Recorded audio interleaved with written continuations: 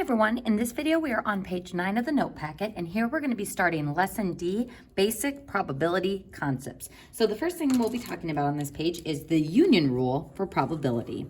And the good news is it's the same as the union rule that we used for our sets, it's just that we're finding the probability of the union of two events. So if I want to find the probability of a union of two events, we find the probability of the first event plus the probability of the second event minus the intersection probability of those two events. So again, the only difference is we are now looking at probability instead of just normal sets. The complement rule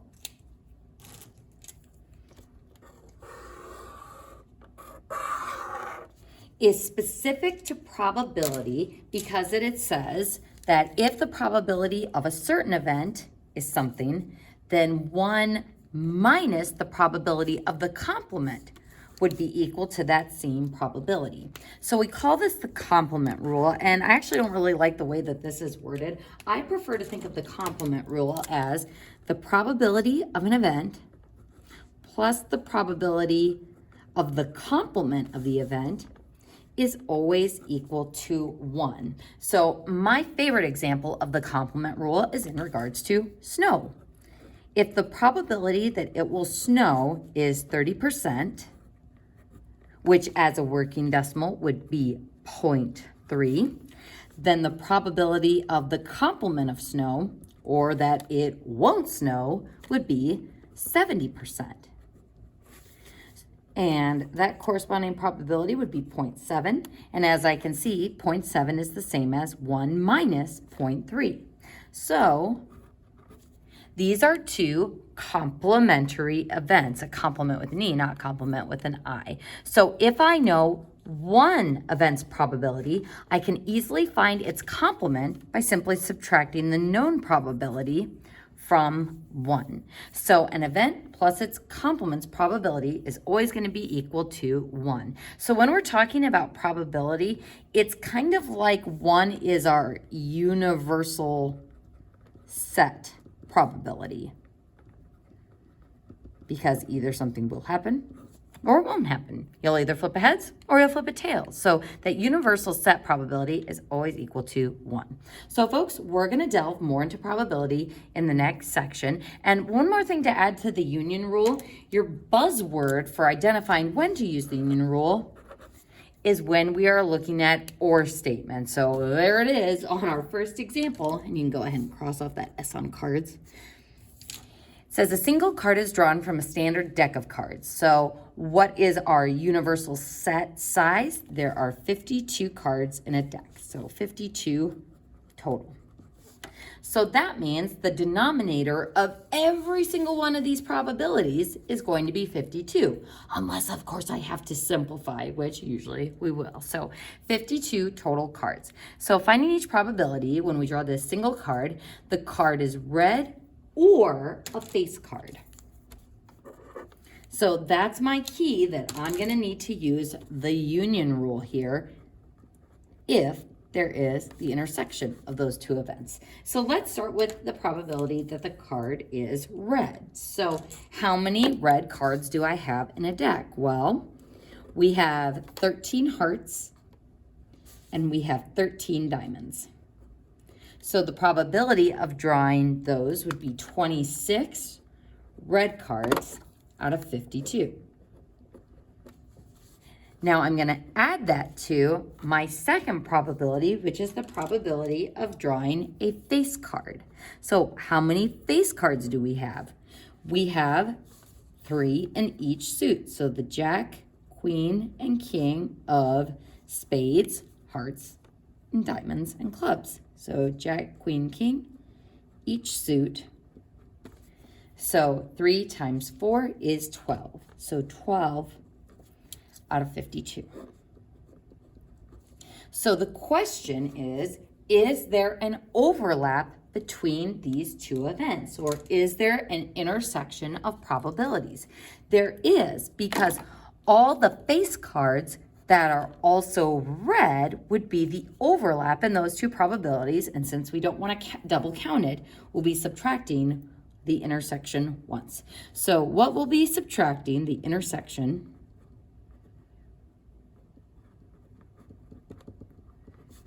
is the Jack, Queen, King of hearts and diamonds.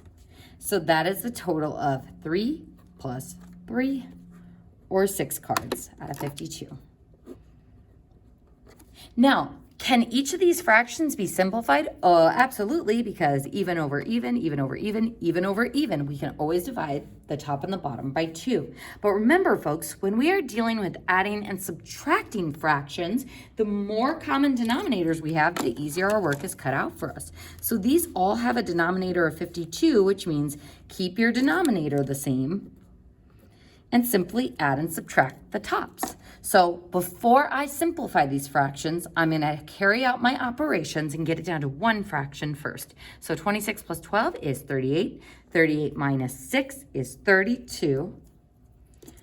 And 32 out of 52 is my probability of this situation, but we need to simplify this fraction. Now, folks, as I said, anytime you have an even over an even, you can always divide by 2. So if I divide by 2, we get 16 over 26. But hey, we've got an even over even again, so I can divide by 2 and get 8 over 13.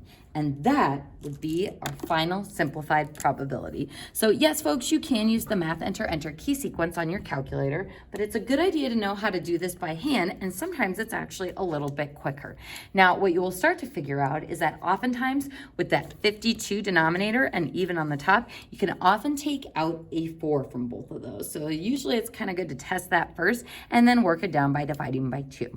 So let's go ahead and look at example B. The card is less than 4 or a heart. So less than 4. Let's talk about that for a moment. What cards are less than 4? Well, 3, obviously, and 2. But what about aces? There are 2 ways that you can consider aces, and if you've ever watched a sitcom where people are playing poker, you may have heard these terms. Ace is high and aces are low. So if aces are low, that means we say that the ace is equal to 1. It is low or below my 2 and 3. Now, we can also have the situation, I'm gonna just draw a line right here, where aces are high or above the king. So we're going to look at the different probabilities in these 2 scenarios. So if aces are low, then how many cards are less than 4? Well, it would be the ace, the 2, and the 3 in all suits. So that would be 3 cards, 4 suits, so 12. So 12 out of 52 cards. Now we've got that either or statement, which means we might have to use the union rule here. Or what is the probability that the card is a heart? Well, how many hearts do I have in a deck of cards? There are 13 of each suit, so 13 hearts out of 52. So looking at these 2 probabilities, we want to see if there is an overlap. So are there any cards that are less than 4, aces low, and also hearts? Yeah, the ace, the 2, and the 3 of hearts would be the intersection. So I would need to subtract 3 out of 52.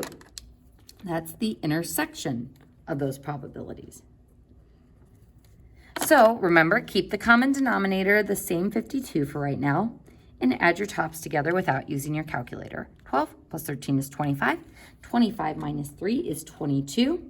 I've got an even over an even, so I'm automatically going to divide by, I'm not going to try 4 since 22 is not divisible by 4. So it looks like 11 out of 26 would be our final probability.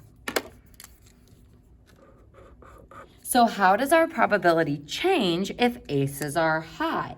Well, if aces are high, then the only cards that are less than 4 would be 2 and 3. So 2 and 3 in all suits would be 2 and 3 of clubs, spades, diamonds and hearts, so 2 times 4 would be 8. So 8 out of 52 total cards. That's the probability of getting a 2 or a 3. And then plus, how many hearts do we have? 13 still out of 52. So notice we subtracted the 4 aces, so now 12 becomes 8. The number of hearts is still the same. Now, how is our intersection going to change? Now, instead of looking for the ace, 2, and 3 of hearts, we'll only have the 2 and 3 of hearts. So only 2 cards on our intersection. So minus 2 out of 52. So keep the common denominator the same. Add those tops together. 8 plus 13 is 21, minus 2 is 19, and 19 is a prime number, so bam, that is your final probability. So different probabilities. Now, when you go to compare probabilities, you can either compare the decimals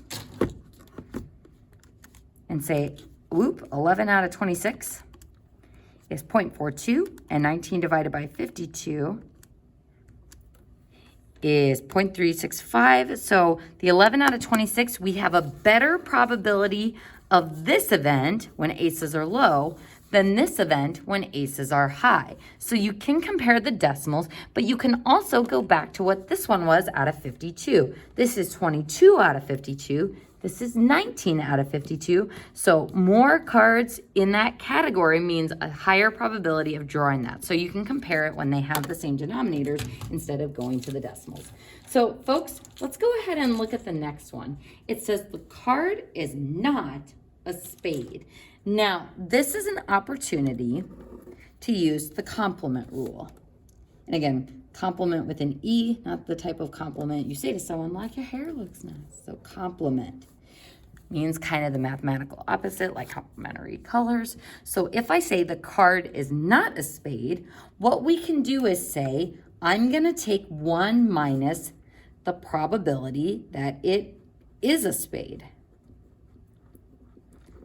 So 1 minus the probability of being a spade will equal the probability of it not being a spade, or the complement of being a spade. So 1 minus, what is the probability of it being a spade? Well, there are 13 spades in the deck out of 52 total cards. And if you're looking at that going, how am I going to simplify that? You have a couple of options. You can either get 1 as 52 out of 52 and then subtract, or we can simplify this expression first. I'm going to go ahead and simplify this expression first. 13 out of 52, or the probability of a spade, is a fourth of the deck. So 1 minus a fourth, hopefully we can figure out, is 3/4. So that's the probability of the complement of drawing a spade or not getting a spade. And actually, let's just go ahead and show it the other way. So 1 is 52 out of 52. So if I wanted to subtract 13 out of 52, that would give me 39 out of 52, which isn't quite as intuitive to simplify. 39 looks a little bit gross, but you can take a 13 out of both of these. So 39 is not prime. Take a 13 out of both, and you get 3/4 as well. So folks, you can either simplify this fraction first and then get a common denominator, or just use common sense. A fourth of a pizza subtracted from a whole pizza is 3/4 of a pizza, or you can try to get common denominators. So folks, what I would like you to do is pause the video, and the one hint I'm going to give you on this next one is it says the card is not a red or a face card. Now, this probability, not a red card or a face card, we found the probability of it being a red card or a face card in part A. So using your complement rule, see if you can find the probability of it not being a red card or a face card. So using part A, 1 minus our probability of it being a red card or a face card be 1 minus 8/13. So I can't simplify 8/13, so I'm going to go ahead and get a common denominator by writing 1 as 13 over 13 minus 8 over 13, which gives us 5 out of 13. So we're going to work on identifying when to use the complement rule, because sometimes it's more efficient, like on this problem where I already knew what the probability of it being that is. So if I subtract it from 1, I'll find the probability of it not being that situation. So I'm going to go ahead and draw an arrow so we remember where that probability came from. All right, folks, in the next example, we're going to be looking at 2 fair die being rolled. Find each probability. Now, in the last problem, we had our total sample space size. There are 52 total cards in a deck. We don't have the sample space size here, so what we are going to do first is generate the sample space. And we've already done this once before in that supplemental notes packet, but we're gonna go ahead and do it again here to give you guys some practice with generating all of the different outcomes. So if there are 2 fair die rolled, I could roll a 1 and a 1, or a 1 then a 2, a 1 and a 3, a 1 and a 4, 1 and a 5, a 1 and a 6. Then if the first die was a 2, I could do 2, 1, 2, 2, 2, 3, 2, 4, 2, 5, and 2, 6. So I normally do column by column, but you could go by rows as well. So 1, 1, 2, 1, 3, 1, 4, 1, 5, 1, 6, 1. Whew, I left enough space. And then 3, 2, 4, 2, 5, 2, 6, 2. Or you can go by column. So again, folks, it doesn't matter how you have this data organized, just so long as you have all possible outcomes. So sometimes I like to do this little shortcut. It's kind of a shortcut. I do the first die first. And then I do the second die. So 3, 3, 8, 4, 5, 3, 6, 4, 3, 4, 4, 4, 5, 4, 6, 5, 3, 5, 4, 5, 5, 5, 6, 6, 3, 6, 4, 6, 5, 6, 6. Now I know that's kind of annoying to do, but it's important that you can generate sample spaces for something easy like rolling 2 fair die, and later we're going to be getting into more complicated sample spaces, mainly in our next unit, which will be unit 9. So folks, how large is this sample space, or how many different outcomes do we have? We have 36 outcomes. And this is important because 36 is the size of our universal set, or the size of our sample space, and this is going to be the denominator of all the probabilities, because whatever event I'm trying to find is out of 36 possible outcomes I can have for this situation. So I'm going to go ahead and put a big box around this, because this sample space and being able to generate it is important. So we're going to go ahead and look at problem A and see if we can find the first probability.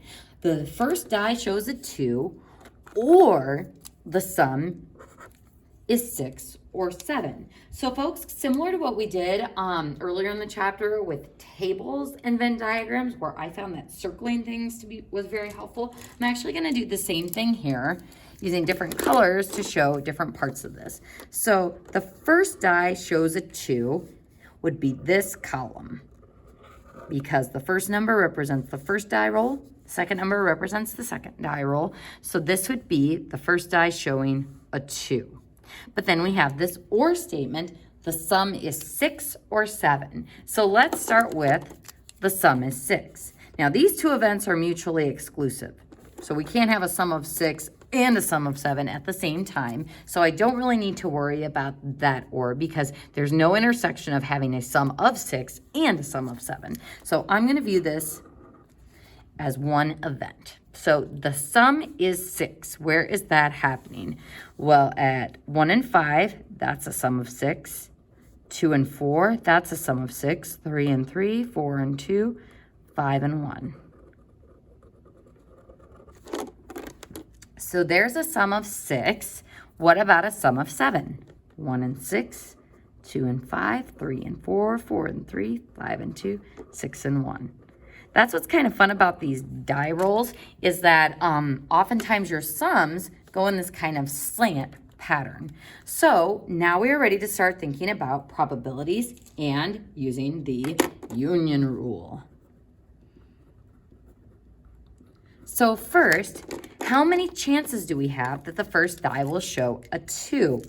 1, 2, 3, 4, 5, 6 different outcomes. So 6 outcomes out of the total of 36 outcomes. Then we add that to our next part of the probability. So plus, the sum is a 6 or a 7. I have 1, 2, 3, 4, 5, 6, 7, 8, 9, 10, 11 chances of getting a 6 or a 7 for the sum. But because it's the union rule, because it's or, we need to subtract the intersection of those. Do these events overlap anywhere? They sure do here at 2, 4, that outcome, and 2, 5, that outcome. So because we don't want to double count, we're going to subtract the 2 events where there is overlap divided by 36. And this should give me the probability of this event in its entirety. So let's see what happens when we use that common denominator, 36, and then we add and subtract the tops. So 6 plus 11 is 17. 17 minus 2 is 15. Now, this isn't an even number over an even number, but both of these are multiples of 3. So if I divide a 3 out of 15, we're left with 5. A 3 out of 36 leaves me with 12. And after you've taken a GCF out of the top and the bottom, do make sure that you're checking that final fraction and that there's no further simplification that you can do. 5/12, that's it. That's my probability of this entire event. Moving on to the next one. The sum is 3 or 10. So there's or, but just like this or didn't matter because these are mutually exclusive, this or also doesn't matter because these are mutually exclusive events, which means there is no intersection or the intersection is 0. So that's what mutually exclusive means. You can't be a teenager and 80 years old at the same time, just like we can't roll a sum of 6 and 7 at the same time. You can't roll a sum of 3 and 10 at the same time. So because these are mutually exclusive, I mean, it is the union rule because it's or, but because there's no intersection, I can just straight up add those two probabilities together. So let's find where these outcomes are on our table. The sum is 3. So the sum is 3 would be at 1, 2, and 2, 1, and that's it. Those are the only 2 rolls that will give me a sum of 3. Now, what about a sum of 10? That would be 4, 6, 5 plus 5, 6 plus 4. So the sum of 3, there are 2. The sum of 10, there are 5. So 5 out of 36. And there is no way of simplifying it, so that is my probability. So I just totaled those 2 together without subtracting the intersection. So let's go ahead and look at the next one. If E, the event, is a sum of 7, then find the probability of the complement of E. So folks, let's go ahead and find the probability of having a sum of 7. So a sum of 7 would be here. And there are 1, 2, 3, 4, 5, 6 chances of getting a sum of 7 out of those 36. So 6 out of 36 is the chance of getting a 7. And this simplifies to be 1/6. But I want to find the probability of the complement of that event. So how can I find that? By taking 1 minus the probability of E, or 1 minus 1/6. So 1 minus 1/6, the probability of the complement of event E would be 5/6. Now, I just think about it in terms of pizza, but if you wanted to get a common denominator here, this would be 6/6, and 6 minus 1 is 5. So the probability of the complement of event E is 5/6. And in the next video, we'll look at the next example on page 9.